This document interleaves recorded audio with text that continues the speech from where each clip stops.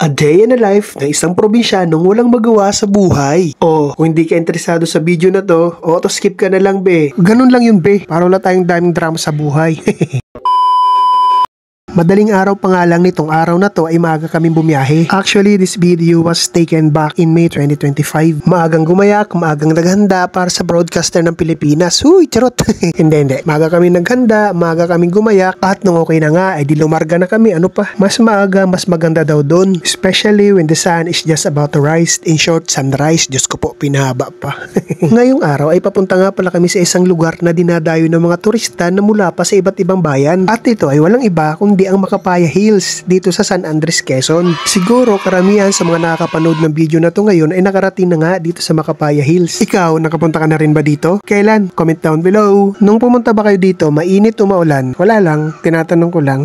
And we are now approaching sa bayan ng San Andres. Unti-unti nga umuusbong ang turismo dito sa bayan ng San Andres dito sa Quezon Province dahil bukod sa Makapaya Hills ay may pinagmamalaki din silang malaparaisong Alibihaban Island. At after nga ng mahabang biyahe ay narating na namin ang Makapaya Hills. Okay, counting trivia muna tayo. Makapaya Hills, saan nga ba matatagpuan ito? Maaring nasabi ko nga kanina na sa San Andres, Quezon ito matatagpuan. Pero narito ang kumpletong detalye para sa mga gusto ding pumunta. Makapaya Hills is located in Sitio Sigaras, Barangay Camflora, San Andres, Quezon. To reach the attraction, it's advisable to inquire with residents in San Andres for directions and best way to access this scenic area within the municipality. At napaka-approachable ng mga tao dito kapag tinanong mo sila. San Andres, Quezon is accessible by land from Manila and other parts of Luzon. Travelers can take a bus or drive to the municipality and then explore the Makapaya Hills. Pwedeng magdala ng sariling sasakyan at pwede din namang hindi. Kasi dun sa daan papuntang Makapaya Hills ay may mga jeep na naghihintay talaga para sakyan ng mga bisita o mga turista. Noon nga pumunta kami dito ay may mga tauhan ang tourism office mula sa local government unit ng San Andres, Quezon. Sila ang nag-orient o nag-guide sa mga bisita na pumupunta dito. At nung pumunta nga kami dito ay nagkataong napakaraming tao mula pala ito sa iba't ibang lugar pa dito sa Pilipinas. Akala nga namin nung una ay magkakasama silang lahat kasi napakarami. Yun pala ay hindi sila magkakakilala. Nagkasabay-sabay lang silang lahat dahil sa mga package na nakuha nga nila. Meron yatang package na Alibihaban Island, Makapaya Hills at kung saan-saan pa ililibot na mga isla. Ang Makapaya Hills ay kilala sa luntiang mga burol, tahimik na tanawin at kamanghamanghang mga bundok na parang maliliit na chocolate hills. Nag-aalok ang tanawin dito ng mga postcard na background para sa mga may hilig sa mga outdoor activities at sa kalikasan. Sikat ang mga burol bilang paboritong lugar para sa mga trekking and hiking. Maaring tuklasin ng mga bisita ang iba't ibang daan na patungo sa tuktok ng mga burol kung saan matatanaw nila ang mga malawak na tanawin ng paligid. Mula sa tuktok, makikita ang malawak na saklaw ng lalawigan kaya't perpekto ito para sa mga fotografiya at pagpapahinga. Nagbibigay ang lugar ng payapa at tahimik na kapaligiran kaya't mainam ito para sa mga nagnanais takasan ang magulong buhay sa lungsod at maglaan ng oras para magpahinga sa kalikasan. Dinadayo nga rin pala ito ng ilang mga magpapakasal at dito sa tuktok ng Makapaya Hills nila pinipili na mag-photoshoot. Noong pumunta nga kami dito ay motorcycle lang ang sinakyan namin. Yang nag-uuna sa aming motorcycle ay yung bayaw ko, yung kapatid ko at saka yung pamangkin ko. At dito naman sa uli sa sinasakyan ko ay si Ipi tapos ako. Pauwi na nga pala kami dyan pero pansinin nyo yung bundok o di ba? Luntian pa rin ang kulay. Wala akong ibang masasabi kundi kumusta ka? Uy, charot.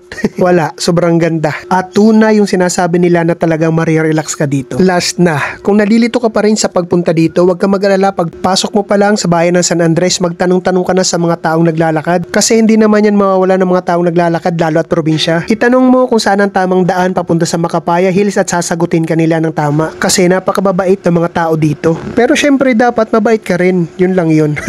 May pananakot sa bandang huli. Huy!